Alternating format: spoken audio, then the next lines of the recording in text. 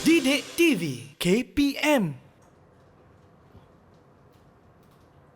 Masih bersama kami tentunya dalam Didik TV KPM, kita sedang belajar mengenai geografi dengan tajuk kita hidupan liar dan tumbuhan di 4 kawasan di dunia. Jadi, Cikgu Teknologis Muhammad Zaki, apa kita teruskan dengan perbincangan kita? Silakan. Okey, sebenarnya Irfan dan murid-murid di rumah, kita nak bincang kepentingan tumbuh-tumbuh semula jadi dan juga hidupan liar.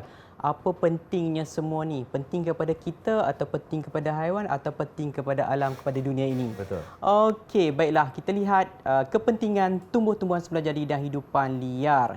Okey, yang pertama adalah pelancongan. Penting. Irfan suka melancong? Suka? Suka. Nak pergi ke mana? Apa impian Irfan? Okey, Irfan ingin pergi ke Eropah, Cikgu. Ke Eropah. Nak tengok apa tu? Kita nak tengok tumbuh-tumbuhan dan juga haiwan liar yang ada di sana. Okey, tadi Irfan nak bela link kan? Betul. So boleh cari link kat sana. Dan juga Raven dan Blue Jay. Blue Jay. Okey, baik. Yang kedua adalah penghalang kepada hakisan. Dan yang ketiga adalah dari segi faktor ekonomi. Okey, bila sebut ekonomi ni mestilah dia akan datangkan pendapatan, berikan pendapatan kepada penduduk, Betul. beri pendapatan kepada negara-negara yang terlibat yang mempunyai pelbagai jenis hidupan liar dan tumbuh-tumbuhan semula jadi. Dan yang keempat adalah dari segi sumber perubatan. Contohnya COVID-19 yang melanda dunia. Betul. Okey, mana nak cari penawar. Jadi kita boleh usahakan cari daripada sumber semula jadi yang kita ada. Baiklah murid-murid, kalau dah bersedia kita masukkan, kita nak bincangkan satu persatu berkaitan dengan kepentingan. Baiklah, yang pertama adalah penghalang kepada hakisan. Okey, seperti yang kita tahu, berbeza tempat, berbeza jenis pokok. Betul. Dan hujannya juga berbeza. Okey, hujan lebat. Ada hujan yang turun ataupun dalam bentuk kerpasan yang berbentuk salji. Okey, kalau di kawasan hutan hujan tropika atau hujan monsun tropika biasanya akan turun hujan lah. Tapi di kawasan-kawasan contohnya hutan daun lurus sederhana ataupun di kawasan hutan konifer akan mengalami salji. Jadi perbezaan ini memberi kesan kepada tumbuh-tumbuhan semula jadi. Walau bagaimanapun tumbuh-tumbuhan telah menyesuaikan diri dengan persekitaran. Contohnya daun yang lebih besar supaya dapat memecahkan titisan-titisan hujan tadi kepada titisan-titisan yang halus dan tidak menyebabkan hakisan tanah. Contohnya Irfan, bila hujan turun terkena pada permukaan daun. Okey, kanopi. Dia akan pecahkan titisan-titisan tersebut ke petisan yang kecil dan perlahan-lahan masuk ke dalam tanah. Okey, tanah saya hutan ini merupakan kawasan permukaan yang boleh menyerap air seperti sponge. Okey, jadi bila kita ganggu, kita tebang pokok, kita terokar tanah, kita tanam benda lain, tumbuh-tumbuhan lain, sebenarnya dia ambil masa lama untuk tumbuh. Dan yang kedua adalah akar pokok. Okey, akar pokok saya nak tanya murid-murid, akar pokok ni untuk apa? Ada nak jawab? Boleh kongsikan Akar pokok. murid-murid cikgu yang berada di dalam talian sekarang ini? Okey, siapa nak cuba? Apa fungsi akar pokok? Ya. Saya cikgu. Ya. Silakan Adam. Adam. Menyerap air cikgu. Menyerap air atau mengurang macam mana?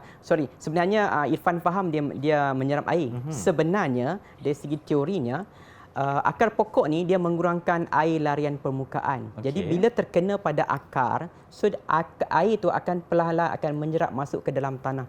Bayangkan Irfan, kita dah tebang pokok tak ada akar lagi. So akan berlaku air larian permukaan. Air larian permukaan tu akan menghakis tanah dan dia akan bawa masuk ke dalam sungai. Sungai akan tercemar, akan mendap, akan bertukar menjadi keruh.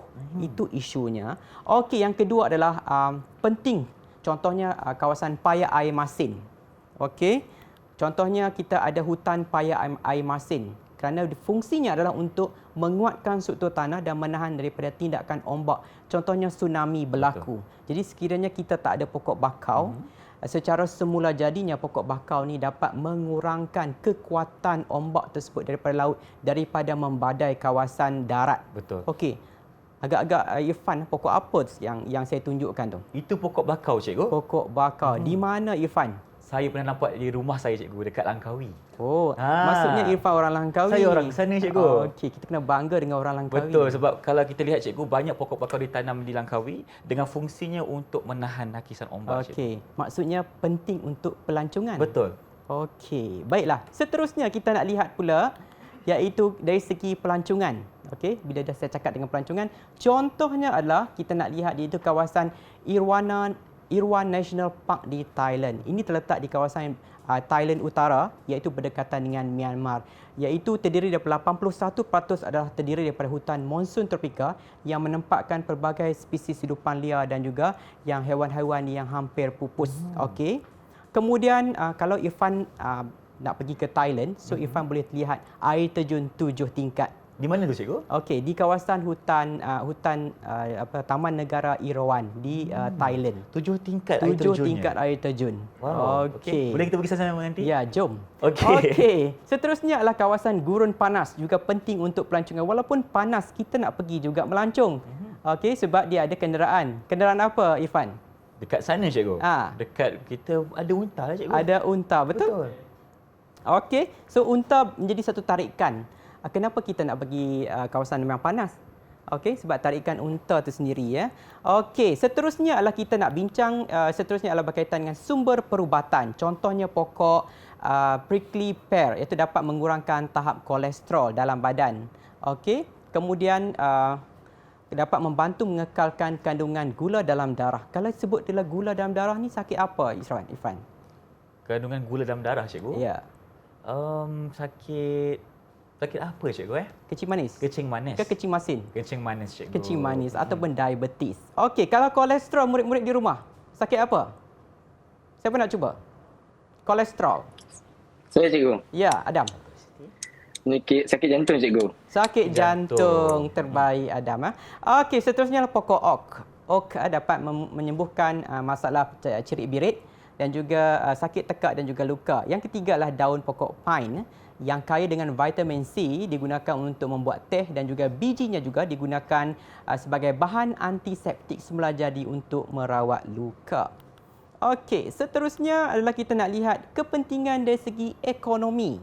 Okay, seperti yang kita tahu bahawa batang pokok hutan konifer ni dan juga batang pokok di kawasan hutan monsun tropika ni adalah penting untuk industri pembuatan perabot. Jadi kebanyakan pokok-pokok ni ditebang untuk pembalakan. Okey, juga memberi peluang pekerjaan kepada penduduk. Jadi kita nak halang ke tak? Kita halang kalau sekiranya perkara itu dapat orang kata apa merosakkan alam sekitar, kita halang. Tapi kalau dalam keadaan yang terkawal, kita boleh benarkan cikgu. Okey, maksudnya bersetuju dengan bersyaratlah Irfan. Bersyarat, betul. Okey. Kita lihat ini antaranya batang pokok konifer. Biasanya digunakan okey saya nak tanya murid-murid lah. Batang pokok konifer digunakan untuk apa? Murid-murid cikgu silakan. Saya cikgu Ya, Nurin. untuk membuat perabot. Buat perabot. Lagi? Ada lagi? Atap rumah boleh cikgu? Tak boleh. Tak boleh. Okey. Satu yang kita tak pernah dengar adalah membuat kertas. Okey. Okey. Jadi tahu pokok papirus cikgu? Banyak jenis. Banyak jenis. Contohnya pokok esparto juga, rumput esparto di kawasan gurun juga digunakan sebagai untuk penghasilan kertas. Okey. So, apa yang paling penting adalah Irfan kena jaga apa? Jaga pembalakan cikgu. Ya, kita kurangkan pembalakan tapi kita pilih untuk recycle kertas. Baik. Kita semula kertas. Baiklah, kalau murid-murid bersedia, saya nak tanya soalan. Okey, semua dah bersedia? Dah cikgu. Okey, semua dah bersedia. semangat. Itu yang kita nak, semangat itu yang kita perlukan. Baik. Okey. Soalan yang kelima silakan. Okey, uji minda yang kelima. Kalau dapat jawab, 5 bintang. Baik. Okey, bahaskan kepentingan tumbuh-tumbuhan semula jadi dan hidupan liar di kawasan hutan di dunia. Okey, siapa yang nak mulakan dulu? Silakan. Saya. Ya, Rabiatul. Pada pendapat saya, pokok juga penting dalam penghasilan kertas. Jadi, kita sebagai pengguna yang bijak perlu mengurangkan pembuangan kertas bagi menyokong dan untuk kita semula bagi menyelamatkan pokok-pokok daripada ditebang. Okey, ada yang membantah Rabiatul tadi? Tak ada bantahan. Bersetuju. Semua setuju. Jadi kita semula. kena kita semulalah. Okey. Kita kena kita semula di sekolah, bermula daripada rumah ke sekolah dan juga di mana-mana juga. Okey, kertas jangan buang begitu saja, jadi kita simpan untuk kita semula. Okey, baiklah, saya nak pilih murid yang seterusnya, Adam. Sila bahaskan. Okey, bagi pendapat saya cikgu, Perbezaan latitude sesuatu kuasa menyediakan pelbagai perubahan jenis tumbuhan cikgu dan haiwan. Termasuk juga mempunyai keunikan tersendiri untuk manfaat manusia. Okey, saya nak tanya Adam. Adam pilih haiwan apa yang Adam paling suka bila kita bincang topik ni? Blue jay cikgu. Burung Blue blue jay. jay. Sama macam saya lah cikgu. Ya, sebab berjambul biru. Irfan berjambul hitam. Betul. Okey, baik. Seterusnya, saya nak jemput Nurin. Nurin pula. Bahaskan Saya, cikgu. kepentingan. Tumbuh-tumbuhan penting untuk sumber perubatan. Yang kebanyakan tumbuh-tumbuhan datang dari alam semula jadi. Okey. Jadi Nurin kena jadi doktor lepas ni ataupun juga jadi penyelidik sebab kita boleh dapatkan penawar untuk sebagai penyakit yang akan datang kita tak tahu Irfan. Betul. Contohnya yang saya sebut tadi COVID-19, kita tak tahu penawarnya. Jadi ini salah satu cara. Okey, kita lindungi hutan kita dan kita pastikan bahawa tumbuh-tumbuhan sebelah jadi ini dapat memberi kepentingan kepada negara kita khususnya dalam bidang perubatan. Okey, yang terakhir Ilham. Saya cikgu. Ya, silakan Ilham. Bagi pendapat saya, kepentingan hidupan liar adalah penting untuk industri pelancongan dan rekreasi seperti menunggang unta di padang pasir. Okey, maksudnya Ilham suka melancong. Suka melancong. Okey. Ilham nak pergi mana Ilham? Di Eropah. Eropah Eropah juga. juga. Tak apalah kita pergi sama-sama lah nanti Betul. Baik cikgu. Jadi bagaimana dengan ganjaran untuk murid-murid cikgu? Berapa Okey. bintang setakat ini? Uji minda yang kelima, saya bagi 5 bintang Irfan. 5 bintang. Baik, berikan tumpukan untuk diri sendiri kerana berjaya menjawab soalan dengan cemerlang sekali. Jadi di sini kita ingin berhenti berehat dulu. Teruskan bersama kami tentunya dalam Didik TV KPM dengan slot kita Mendengar Rendah.